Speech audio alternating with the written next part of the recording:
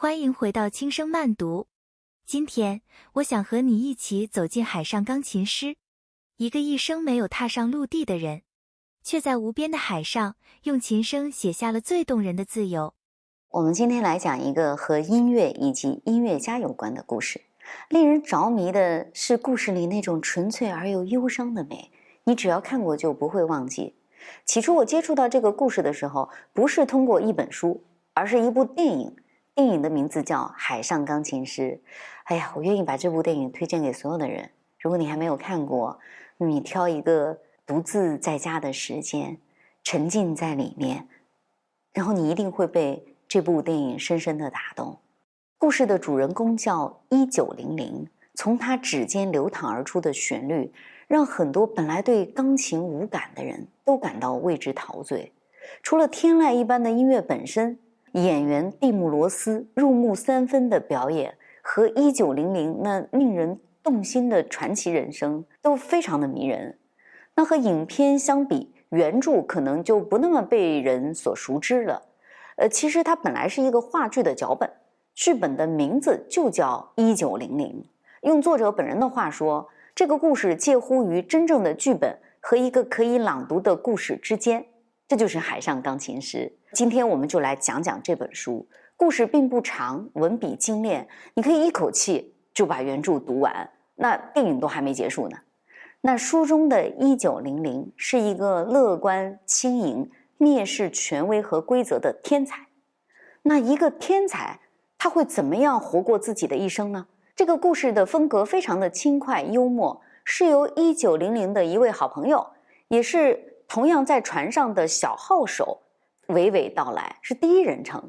那跟电影相比，你去阅读小说就会感到别有一番滋味，因为它的想象空间更丰富，还多了一些电影中没有的那种哲学意味。原著作者名叫亚历山德罗·巴里科，1958年他出生于意大利的都灵。巴里科是继卡尔维诺和艾科之后最受世界瞩目的意大利作家。他的作品带有一种显著的后现代色彩，富于音乐性和实验性，呈现出浓烈的浪漫气息和童话气质。巴里科的每部作品都引起过巨大的反响，不仅畅销欧美，还屡屡获得大奖。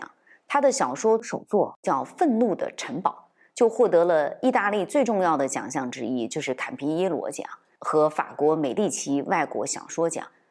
总之这是一个很优秀的作家。那么这部小说的开头，也就是电影的开头，一艘驶往美洲的船，镜头缓缓扫过甲板上的人群，然后旁白响起，这就是小说中的原文，说在某一时刻，总是有个人会抬起头，看到他，这是难以理解的事。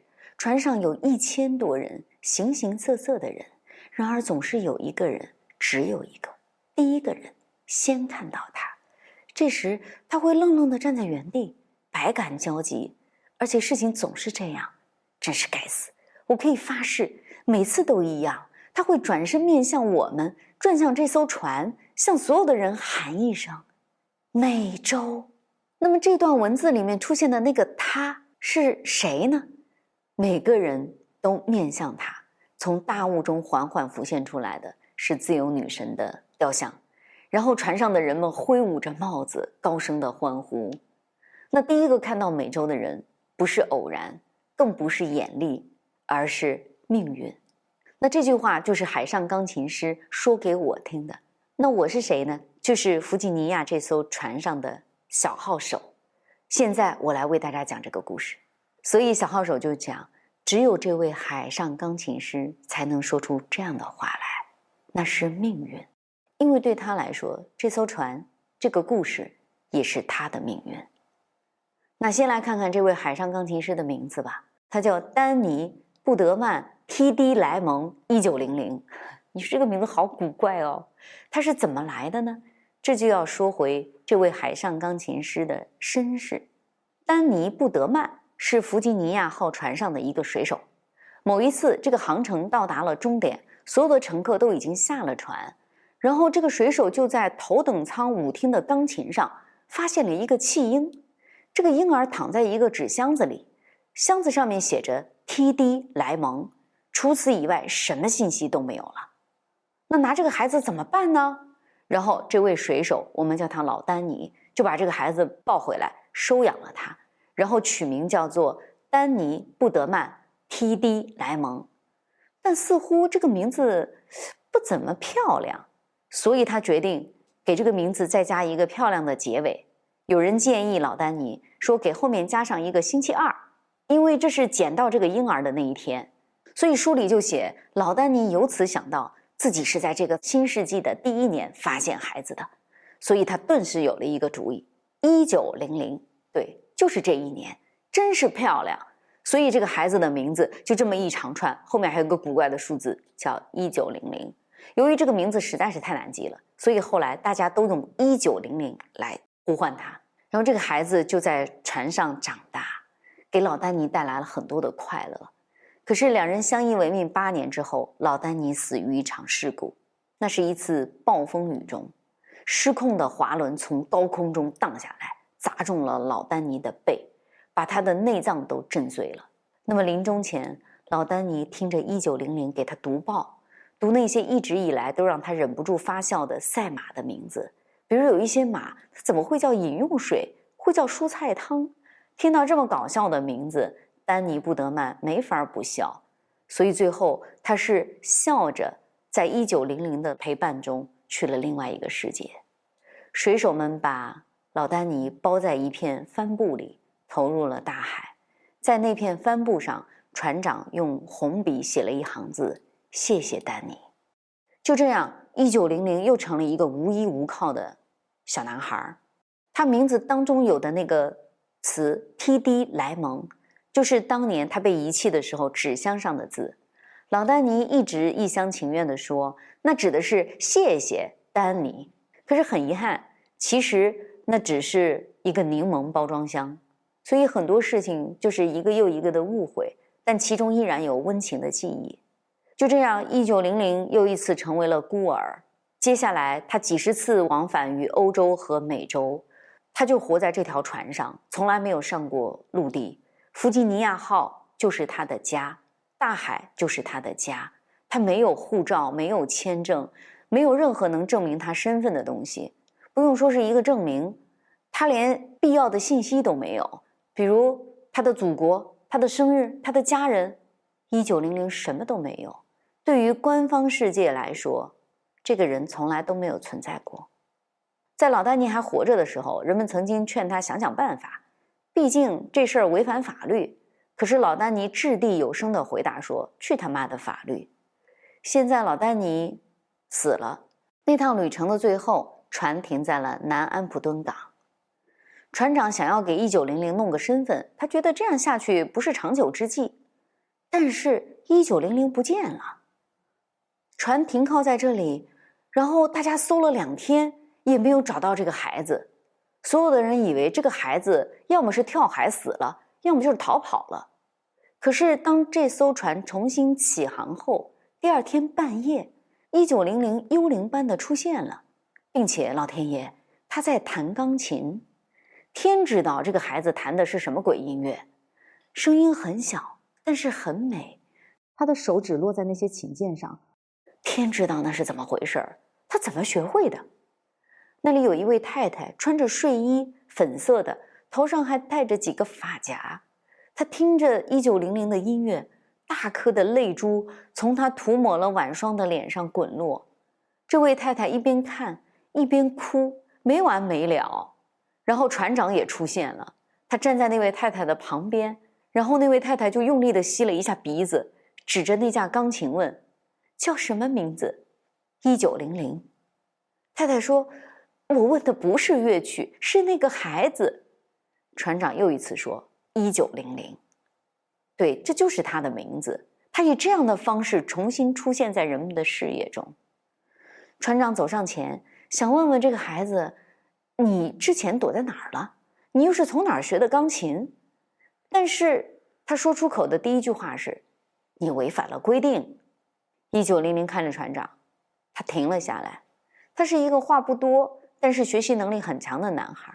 他用温柔的目光看着船长，然后说，去他妈的规定。从此1900就以新的面貌留在了船上。什么面貌呢？他是一位音乐家，他在钢琴上展露出确信无疑的天才，他很快就成为了船上乐队的灵魂。是的，这艘船上有一个乐队，叫大西洋爵士乐队。那么1900现在成了这支乐队中的灵魂人物，和他相伴的还有弗吉尼亚号非比寻常的优秀的团队，其中包括一个患有幽闭恐惧症的船长，一个盲人舵手，一个口吃的无线电员，和一个名字太长以至于求救时根本没办法呼叫的医生。这一段真是非常的幽默，所有的不可思议的事情好像都凑在一起，但这就是故事本身。而那个17岁的小号手，他叫什么呢？蒂姆·图尼。他就是在这样的背景下跑去应聘加入这支乐队的。那么招人的伙计告诉蒂姆说，乐队已经有小号手了。他就像没听见似的，掏出小号就自顾自地吹奏起来。那么这段令人陶醉的曲子征服了所有人。人家就问他说，这是什么音乐？蒂姆说，我也不知道。那招聘的人就说，如果不知道，那这就是爵士。就这样，蒂姆·图尼就登上了弗吉尼亚号，也宿命般地认识了1900。上船4天后，弗吉尼亚号就遇上了有史以来最大的暴风雨。蒂姆·图尼不想像耗子一样淹死在船舱，他就跑出来瞎逛，逛着逛着，他迷路了。这时候出现了一个人，这就是1900。在电影里，此刻1900是第一次以成年人的面目亮相，书里也是这样写的。他穿得很优雅，黑色的西装，气定神闲地走着，一点都不像迷路了。他好像感受不到脚下的浪，好像是在尼斯的海边散步。也就是说，1900在这艘船上，无论有多么大的暴风雨，他好像都是在龙卷风的核心，他感受不到任何的波动，他的情绪始终是优美和稳定的，闲庭信步，有一种音乐家非比寻常的优雅感。1900说，跟我来。那蒂姆就踉踉跄跄地跟着他走。就这样，他跟着1900来到了舞厅，看着这个男子在钢琴前坐下。然后1900干了一件非常荒谬的事儿，他让蒂姆把钢琴轮子上的固定装置给松开。这一下在暴风雨中，因为这个船不断的左右倾斜和摇晃，那个钢琴就开始漂移。然后蒂姆觉得这个人简直疯了，不可理喻，但是他还是照做了。他就眼看着钢琴脱离了地板的束缚，开始随着大海的摇晃，在舞厅里随意滑动。那么1900就让蒂姆来坐到我的身边来，不要害怕。然后他就跟着这个滑动的钢琴一起漂移，同时开始弹奏。电影中这一段美妙极了，就是在空旷的舞厅里面，因为人们都躲回了自己的房间，只有1900和音乐。那么巨大的吊灯也在摇晃，钢琴在旋转，琴键叠在虚化的大海的背景之上。1900的双手仿佛直接在海浪上演奏，食指按下千军万马，那个镜头倾斜，缓慢地流淌，然后音乐声就跟着晃晃悠悠的钢琴一起流淌，欢快轻盈，玲珑剔透。那种音乐的感染力让人瞬间就忘记了外面的世界有多么的危险和动荡。书中的文字也很美妙，说大海像个摇篮，在抚慰着他，在抚慰着我们。1900在弹琴，一刻也不停。很明显，他不仅仅是在弹琴，他在驾驭那架钢琴，明白吗？他用琴键，用那些音符，我不知道是怎么回事，他驾驭着那架钢琴到他想去的任何地方。我们还在跟大海跳舞，我和他疯狂完美的舞者，在夜晚镀金的地板上跳一曲凌乱的华尔兹。那狂欢的最后，失控的钢琴一头撞破舞厅的落地玻璃，沿着走廊往船长的舱门滑去。即便如此，1900也没有停止弹奏，只不过那曲调也跟着滑向了忐忑和大难临头。终于咣一声巨响，钢琴破门而入，扎到了船长的卧室。然后就看见船长那张愤怒的脸，扭曲的不像样子，气得连话都说不出来。那为了赔偿损失，1900和蒂姆图尼被罚到轮船底部的机舱里面铲煤。这一下，他们从头到脚都变得黑乎乎的，一张脸上只有露出2个眼睛是白色的。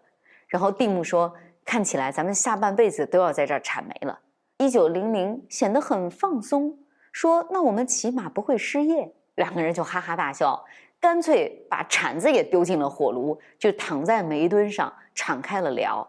从此2个人就成为了好朋友，生死之交。我们在后面就会看到这份真挚的友谊简直让人落泪。蒂姆对1900充满了好奇，他总是问他：“你真的从来没下过船吗？那你怎么知道城市是什么样子，老虎是什么样子？你又怎么能够如此细致地描述雨后贝瑟姆大街的味道？”这些问题没有答案，可是这些问题好像就是在向我们证明1900就是一个天才。天才有一套感知世界的方法，那是我们无法理解的。那么这个方法是什么呢？我们可以把它称之为神游。1900每次都会去一个不同的地方，比如说他会想象伦敦的市中心，那里正有一列穿过田野的火车。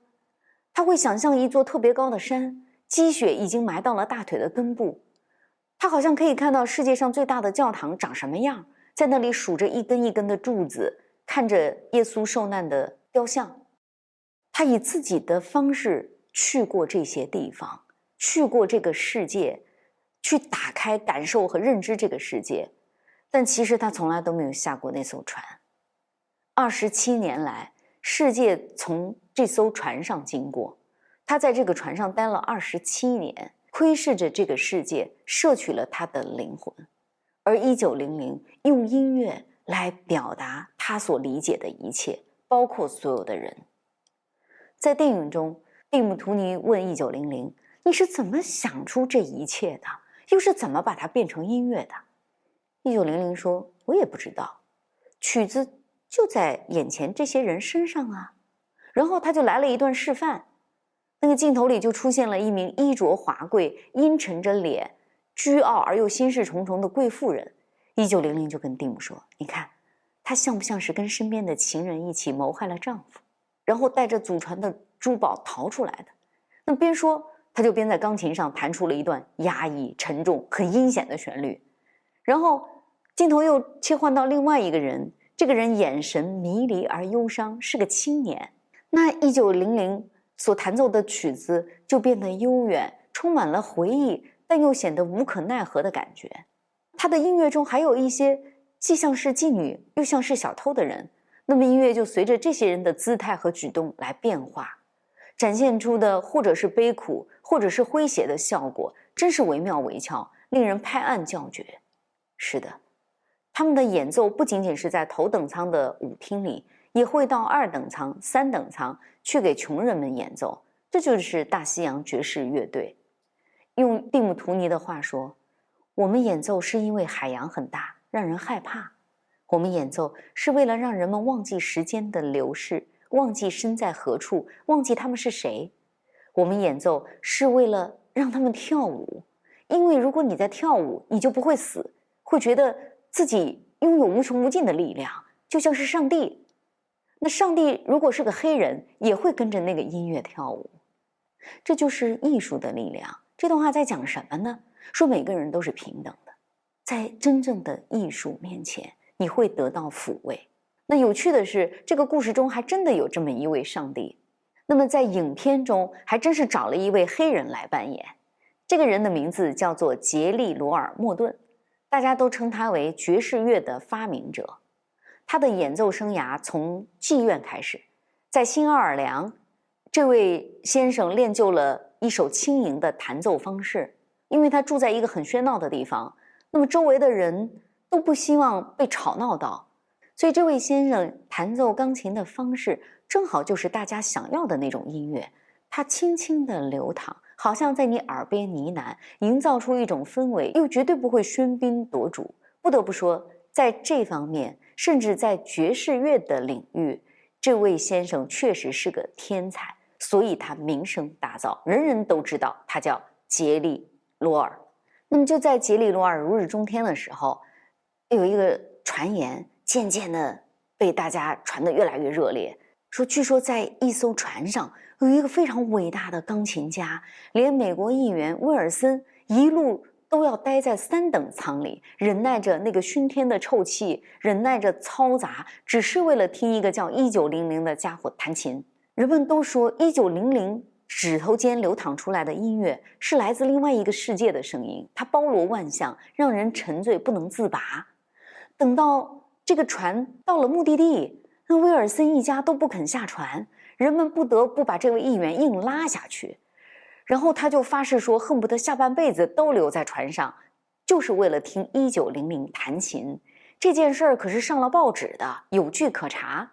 那么在这种声音越来越大的时候，就有好事者跑来对杰里罗尔说，嘿，弗吉尼亚号上有一个人弹琴弹得出神入化，那才是世界上最伟大的钢琴家。如果他从船上下来到了陆地上，那恐怕你就只能回到你的贫民窟去弹琴了。这让自负又暴躁的杰里罗尔特别受不了，他甚至掏出一把手枪顶着对方的脑门，说那艘船在哪里？就这样，为了一场事关荣誉的决斗，杰里罗尔登上了弗吉尼亚号，他决心来会一会1900。那此刻的1900在干什么呢？他完全搞不清楚状况，他根本不知道杰里罗尔是谁，也不知道为什么要决斗，怎么决斗。但是他很好奇，因为人们都说这位先生是爵士乐的发明者，他的弹琴就是天籁，所以他想见识一下这个人是怎么弹琴的。然后到了他们见面的那一天，1900像往常一样正在演奏，突然门被推开了，杰里罗尔走进了舞厅，音乐停止了，跳舞的人也停下来窃窃私语，周围安静下来，所有的目光投射向了杰里罗尔。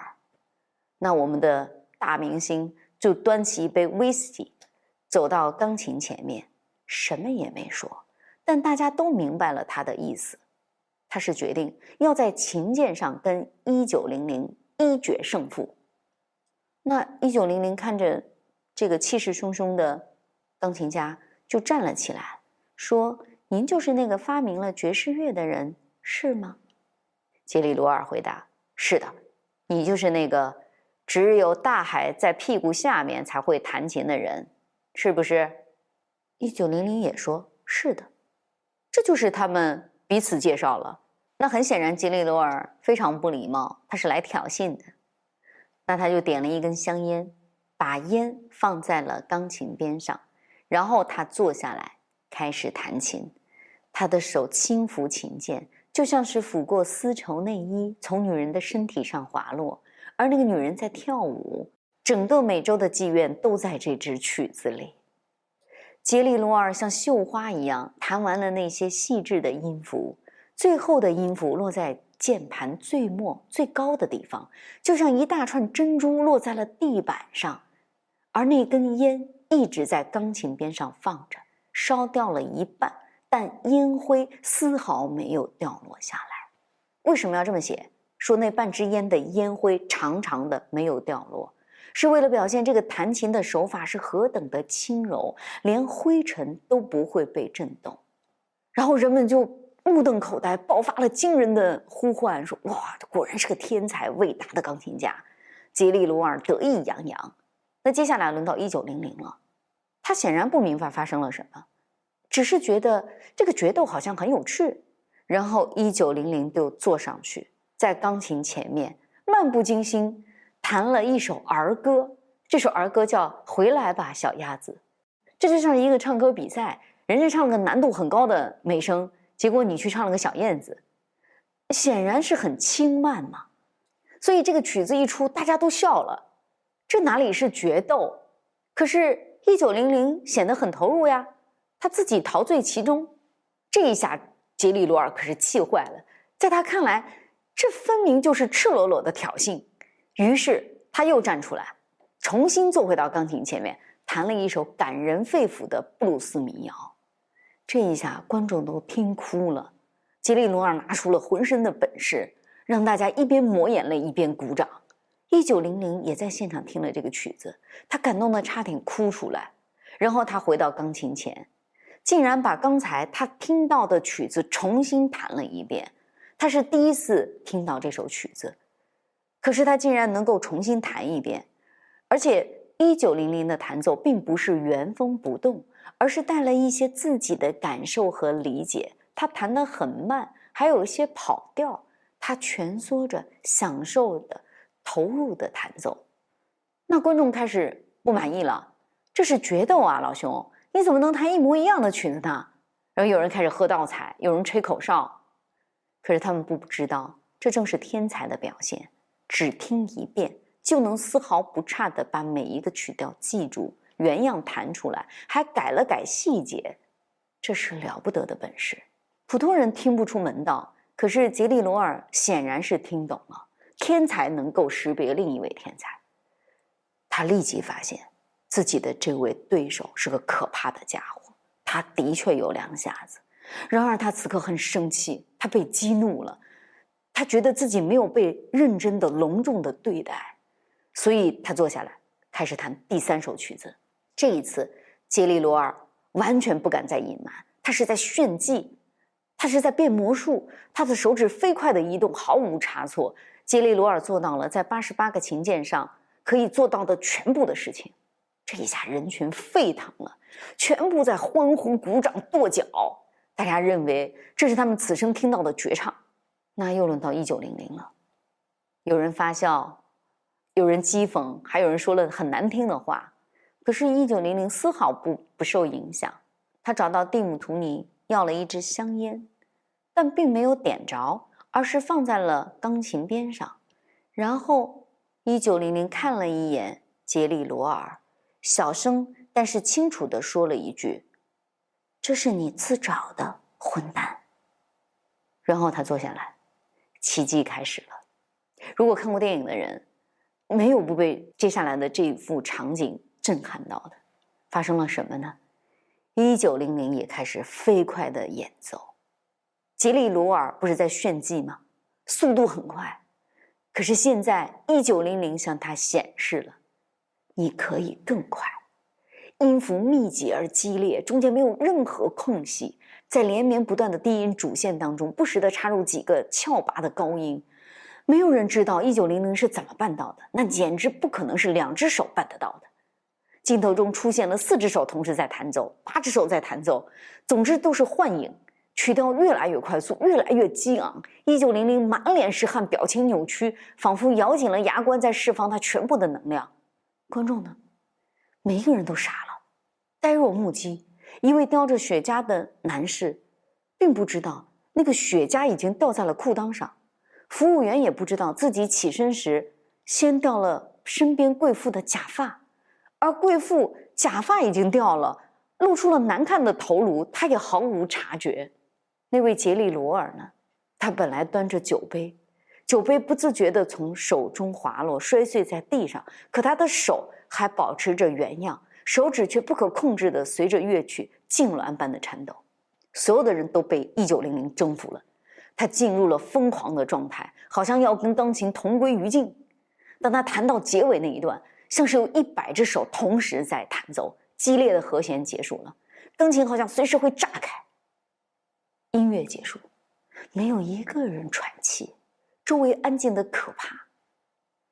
只见1900站了起来，他拿过刚才放在钢琴旁边的那支烟，身体向前探了一下，越过琴键，靠近琴弦。然后他把烟放在钢琴那里，轻轻的噼啪声过后，1900把烟从里面取出来，这支烟已经点燃了。我发誓，烟被点燃了。1900拿起那根还在燃烧的烟，走到愣住的杰利罗尔面前。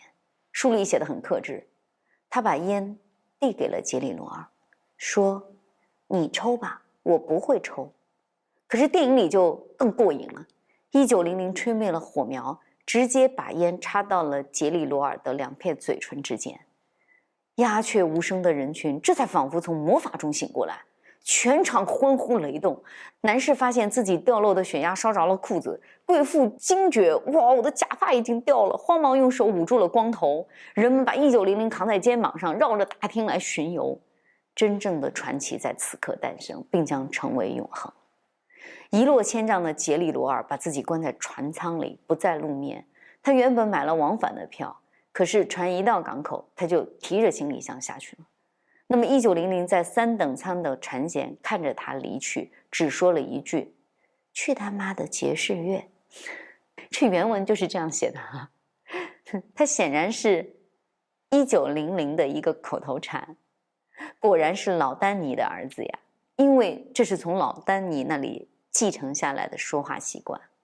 不过我们要在这里说一句，杰利罗尔就是那个被1900打败的人，在历史上确有其人。他在爵士乐上颇有造诣。电影中斗琴的第2首歌，也就是1900弹的那个一模一样的那首歌，就是杰利罗尔的作品。他也确实被称为发明爵士乐的人。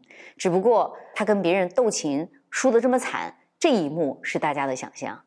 那回到作品中，1900赢得了这次决斗，他名声大振。这也让小号手蒂姆·图尼越来越感到好奇和困惑了。他常常问1900说：“你为什么不下船？至少一次也行。为什么不去看看这个世界？用你的眼睛去看，而不是用心去感受？那为什么你停留在这个可以移动的监狱里呀？你想干什么都可以。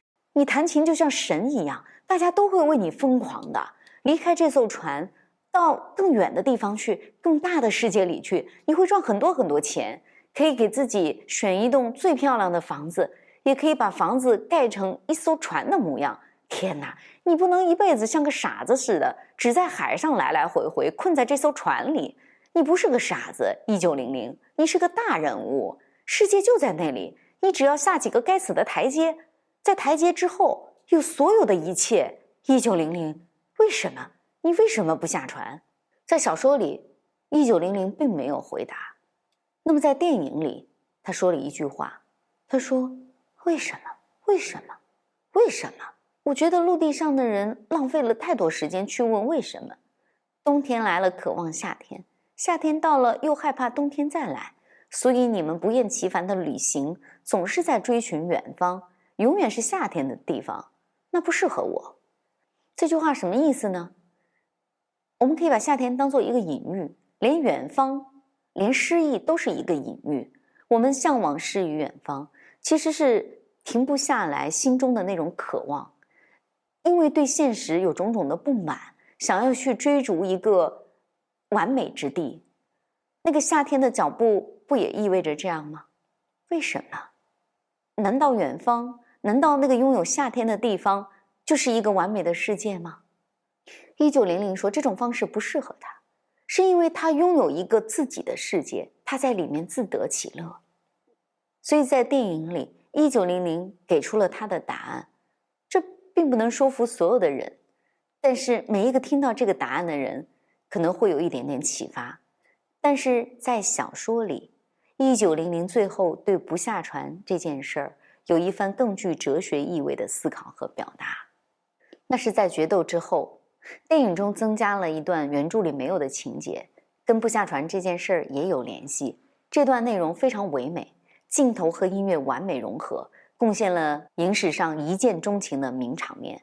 我们一起来看一下，就是1900出了名，但是他又不愿意下船，那么各种各样的人就找上船来，要见他的，要跟他签约的，希望说服他去开演奏会的，大家带着设备要给他录制唱片的，就每一个人都有自己的目的。1900没有见过这样的场面，甚至他们带来的很多设备也让1900觉得新奇。他各种打量这些人和这些东西，还说录制唱片肯定很疼吧？那要弹奏什么呢？完全是即兴的，3、2、1，手指落到琴键上，音乐响起，叮叮咚咚，像小溪一样流淌。那么镜头就慢慢的往上摇，摇到侧面的窗户上，窗外有一名女子正从远处走来，她衣着很朴素，然后她走到镜前，就把单向透光的窗玻璃当作镜子，他就站在镜子前面，仔仔细细地端详自己。可是1900在里面就清清楚楚地看到了这个女孩子的样子和表情。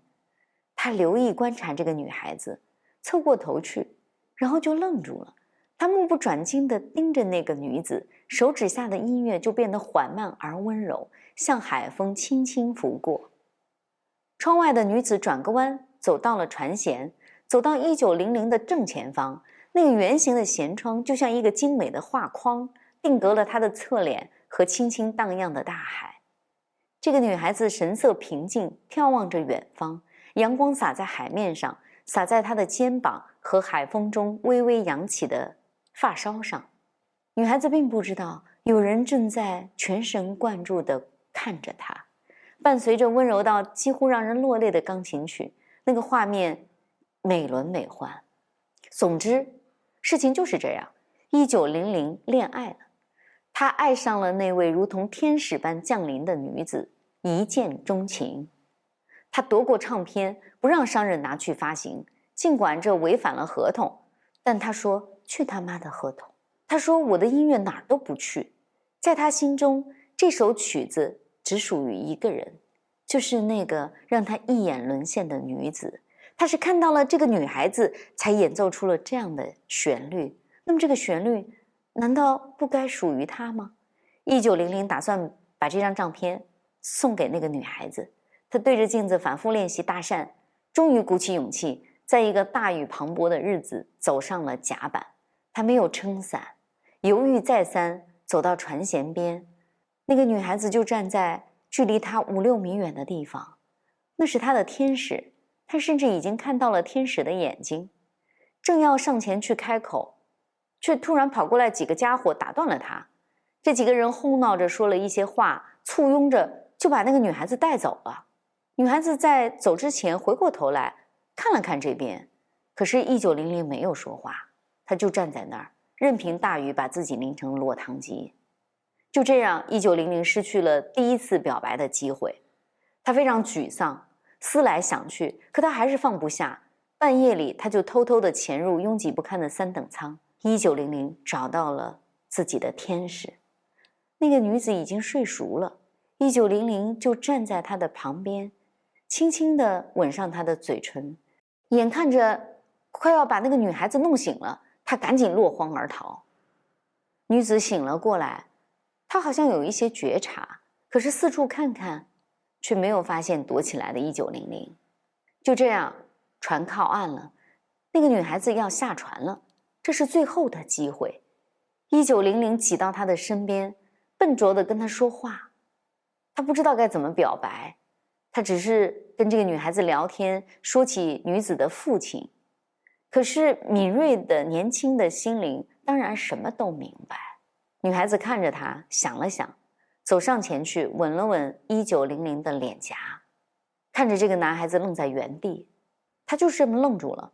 他也错过了把唱片送给女孩子最后的时机。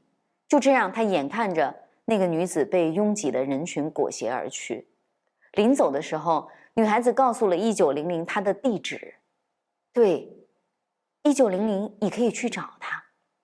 这一次邂逅有点忧伤，可是也留下了一个不确定的尾巴。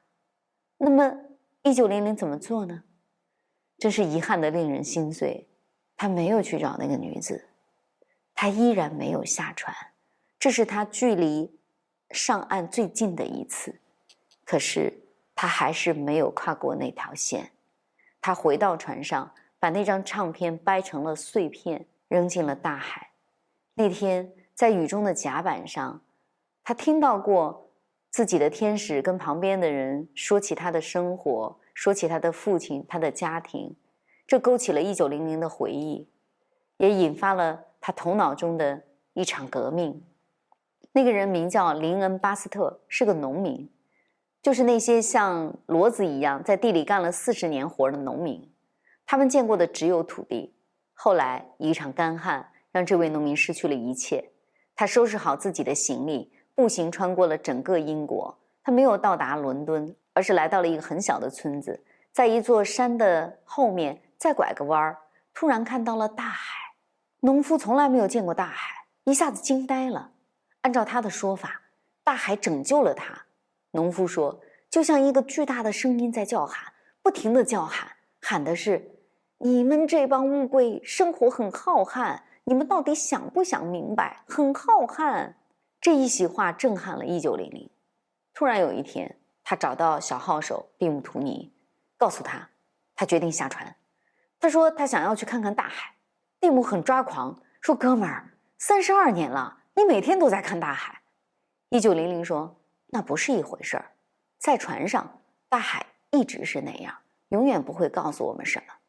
如果我在土地上生活多年，有一天突然看见他，会听见他对我发出呼喊。哦，老天，听听这都是些什么鬼话。可是不管怎么说，1900决定下船了，这让蒂姆图尼很高兴。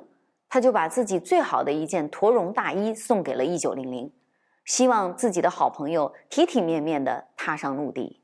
这个关键的一天来了，弗吉尼亚号停靠在了纽约的港口。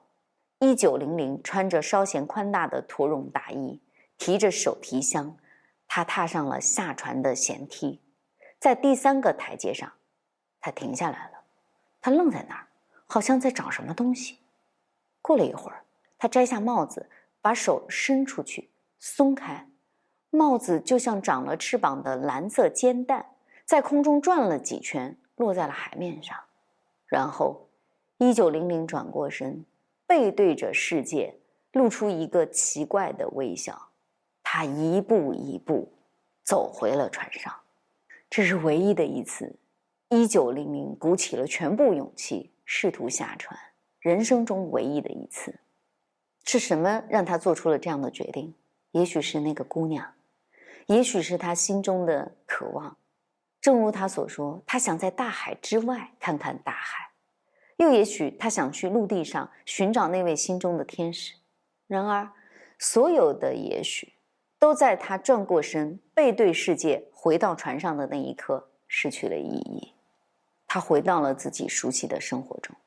此后1900沉默了好几个月，他显得若有所思。蒂姆图尼也不问。直到有一天，1900突然专门来告诉自己的朋友，说：你不要觉得我不幸福，我永远都不会不开心。他在心里斗争了几个月，然后做出了一个决定。这个决定具体是什么呢？我们后面再说。总之，那天1900决定坐在他生命的黑白键前，演奏一种荒谬但天才的音乐，非常复杂，但很美。那是伟大的乐章，伴随着音乐，他会在跳舞中度过剩下的日子，永远都不会不开心。这就是1900的决定，他永远都不会再下船了。就像卡尔诺的作品《树上的男爵》，那里面有一个男孩子，在他少年的时候，他跳上了一棵树，然后从此他就决定永远不再踏足陆地，他一直生活在树上。这是我们每个人都看似陌生，但其实很熟悉的决心。可能我们也有这样的经验，在某一个时刻，我们对自己说永远都不会再爱了，或永远都要爱自己了，或者永远不要再说谎了，永远都不要再去创业了，永远不要再炒股了。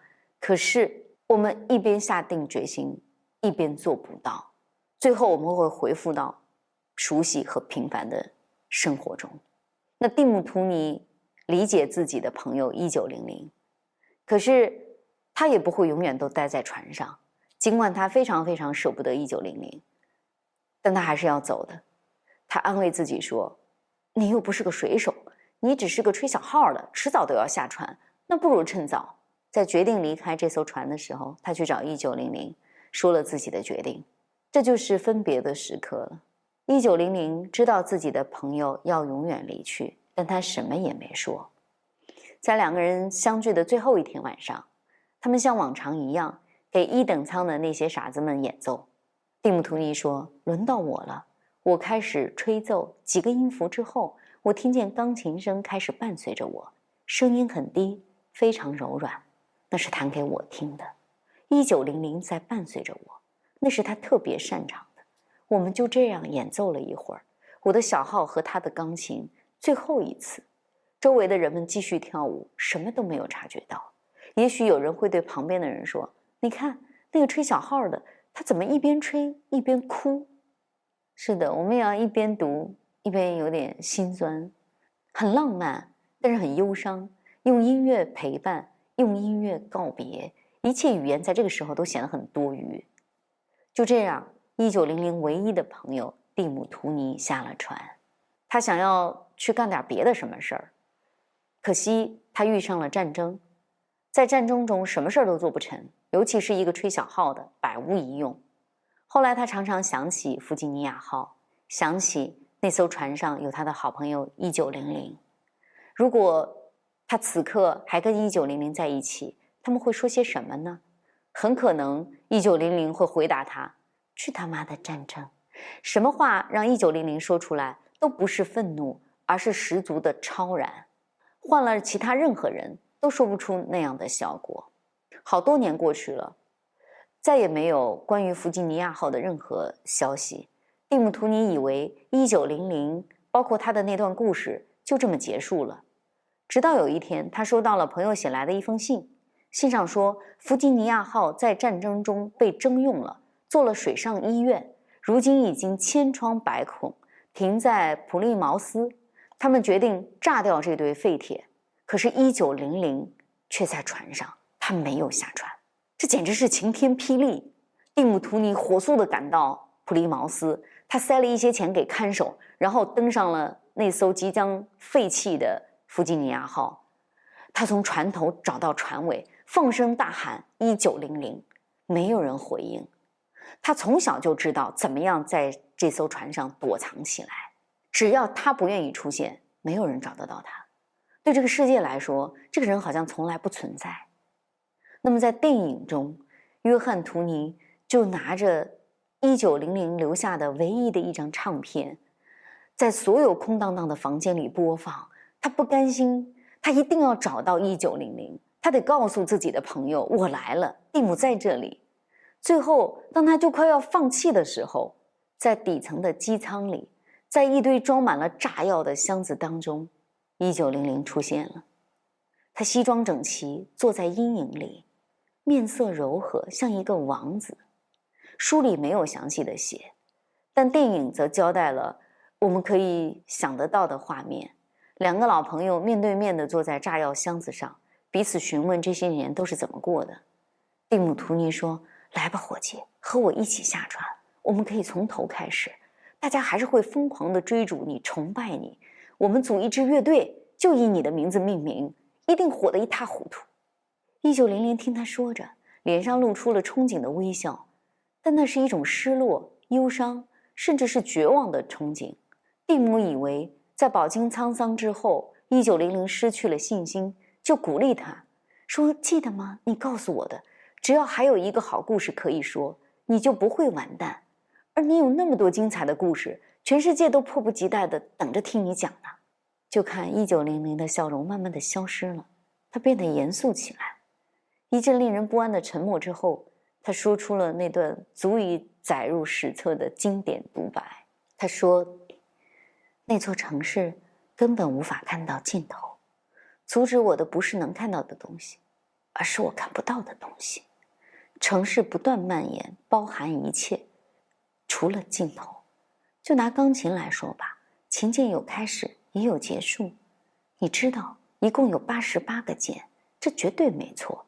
琴键是有限的，而你才是无限的，你在琴键上创作的音乐才是无限的。我喜欢这样。当我站在舷梯上的那天，面对的是一个巨大的键盘，有几百万几千万个琴键，无穷无尽。在城市里，键盘是无限的，而在那个键盘上没有你可以弹奏的音乐。你坐上了一条错误的凳子，那是上帝演奏的钢琴。天哪，你看到那些街道了吗？仅仅是街道就有成千上万条。你们在下面怎么选择一条路？怎么选择一个女人、一所房子、一片属于自己的地、一片可以看的风景、一种死去的方法？整个世界扑面而来，你都不知道它在哪里结束。你们从来都不害怕吗？只是想着世界那么巨大，只是想着它，你都会变成碎片，更别说经历。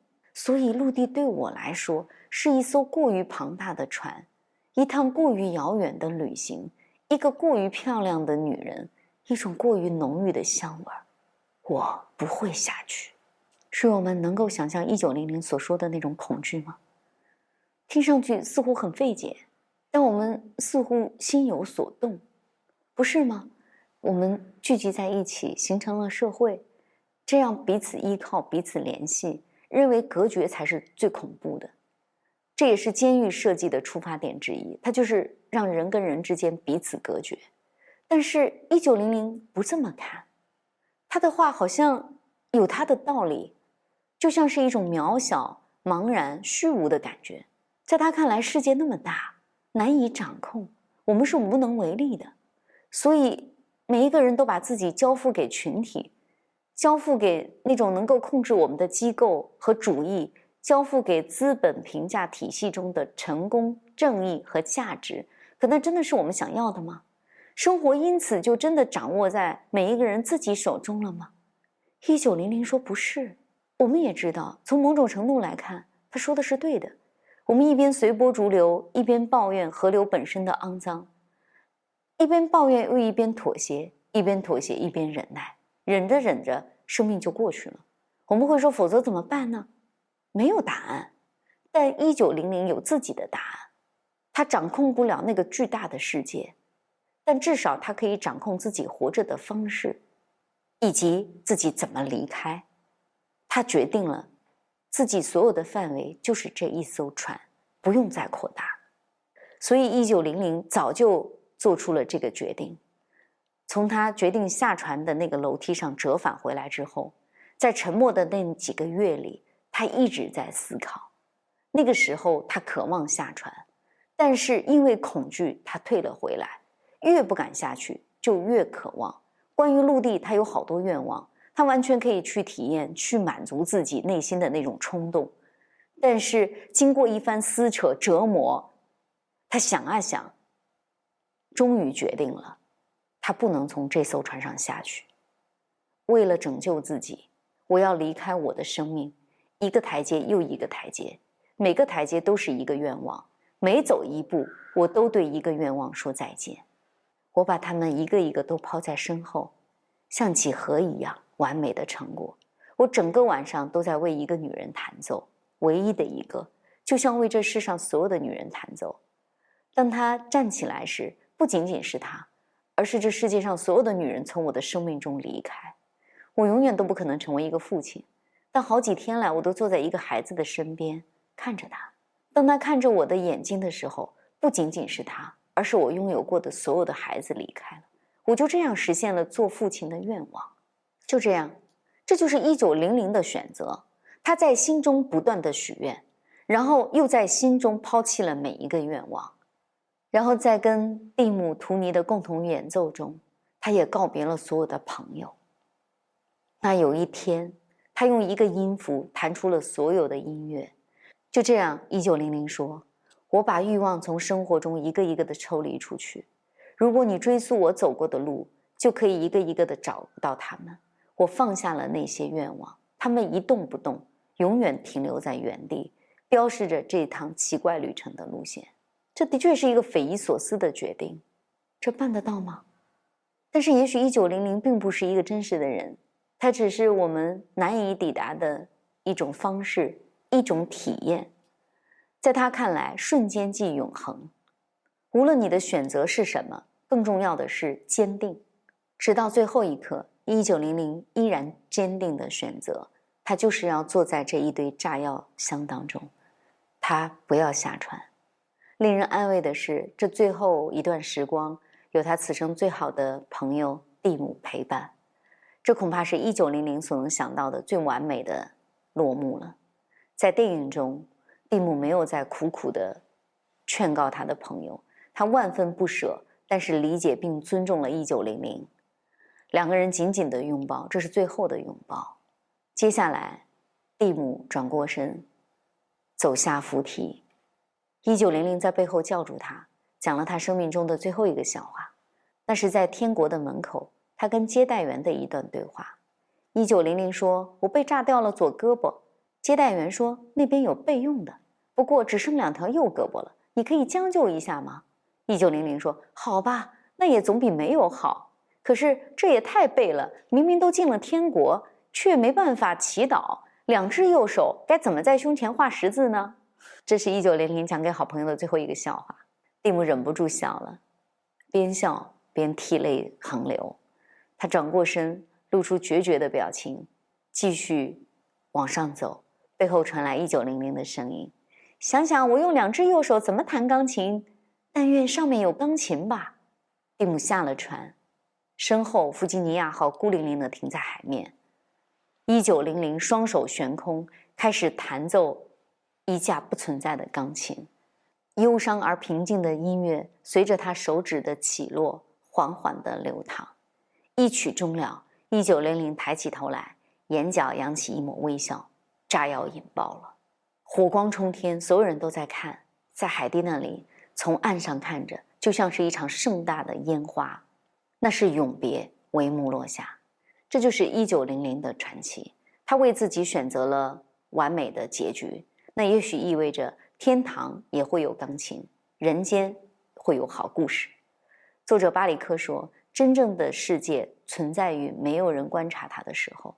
在他的另一本书里，巴里克说，我们真是无所不能，成长、相爱、生孩子、变老。我们做这些的时候，我们也在别处，在另一个时间里等待答复，或者完成一个没有完成的故事。看起来这是唯一的行程，但我们却踏上了许多的小路，用不同的脚步踏上征程。那本书的名字叫《一个人消失在世上》。人们会用藏起来的生活来讨论巴里克的这2部作品，而这也是当我们处在一个充满不确定的时代里，每一个人内心都会产生的隐秘的想法。所以这部小说的翻译者陈英老师说，消失的渴望隐约浮现在每日的思绪里，但巴里克的消失，包括他笔下1900的消失，是为了更好的选择和存在。也许弗吉尼亚号船本身就是一个不存在的世界，船长患有幽闭恐惧症，舵手曾经是牧师，调息治疗师，性格敏感，是个盲人，而无线电操作员是一位骑手，左撇子，结巴。医生的名字长得让人叫不出来。这艘船的设计师患有厌食症，船上没有厨房，一个没有食物、没有方向、没有安全感的空间，承载着一个没有国籍、没有身份证明、没有官方认证的人，他叫1900。现在他们一同消失在海上，消失在战争中，消失在一个充满规矩的世界上，同时他们也会长存在那个以艺术命名的世界里。1900并没有从船上下来，巴里克说，我们无处可逃，但没关系，我们还有文学和艺术。